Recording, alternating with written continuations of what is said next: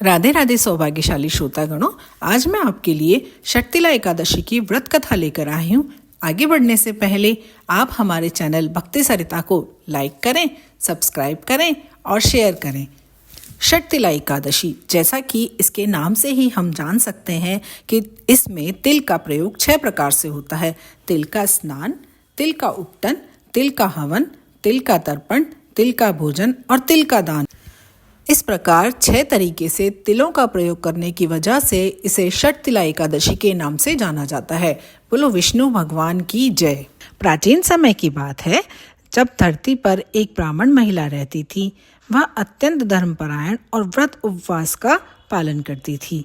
एक बार उसने पूरे 1 महीने उपवास रखा, जिससे उसका शरीर बहुत कमजोर हो गया। वह अत्यंत बुद्धिमान थी, लेकिन उसने देवताओं या ब्राह्मणों को कभी अन्न या धन का दान नहीं किया।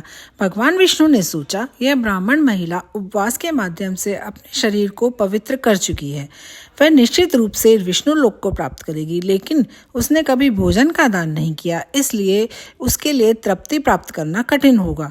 ये सोचकर भगवान विष्णु कृपा करके भिक्षुक का रूप धारण करके उस ब्राह्मण महिला के घर पहुंचे। उन्होंने दरवाजे पर जाकर भिक्षा मांगी।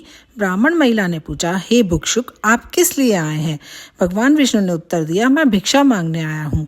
महिला उन्हें मिट्टी का एक छोटा सा गोला दान में दे देती है। भगवान विष्णु वह मिट्टी का गोला लेकर स्वर्ग आ गए। अब कुछ समय बाद वह ब्राह्मण महिला भी इस संसार से विदा हो गई और स्वर्ग पहुंची। वहां उसे दान के परिणाम स्वरूप एक सुंदर महल मिला, लेकिन उस महल में भोजन और आवश्यक वस्तुओं की कमी थी।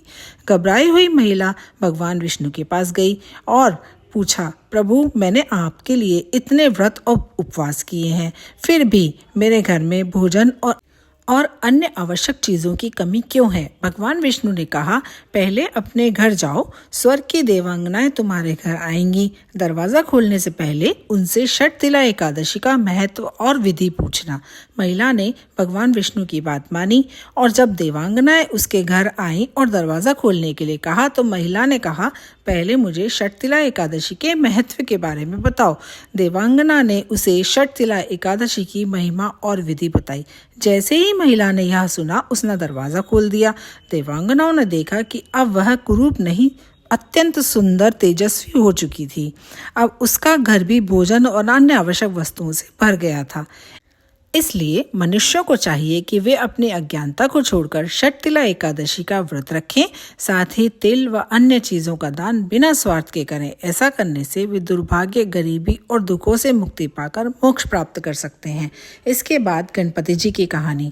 चंदन की चौकी, गज मोतियों का हार, राम खुदाई बावड़ी, लक्ष्मण कारीगार, सिर सोना को बेवड़ो, सीता पानी जाली, कर 16 सिंगार।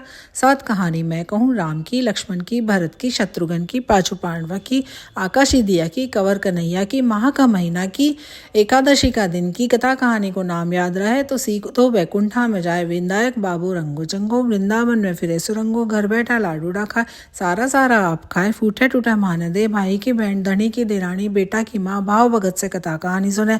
अधूरी हो तो पूरी कर जी, पूरी ने परिवार दीजिए, तुलसा माता लड़ुओ दीजिए, गढ़वो दीजिए, श्री किशन को कांदो दीजिए, चटके की चाल दीजिए, पटके की मौत दीजिए, घालियो पानी हो जाएगी, झट से निकल जाए मारो जी। आओ तपसी खाओ लपसी पतवारी माता पत की रानी, घर साकड़ा मिनक मोकड़ा, माई जाया का मेला दीजिए, झाड़ मूस का आसरा दीजिए, पोता बहु गतानी रांधी राबड़ी, दोता बहु गतानी रांधी खीर, खाटी लागी राबड़ी, मीठी लागी खीर, 36 करोड़ देवी देवताओं की जय। उठो उठो देव विंदायक उठो।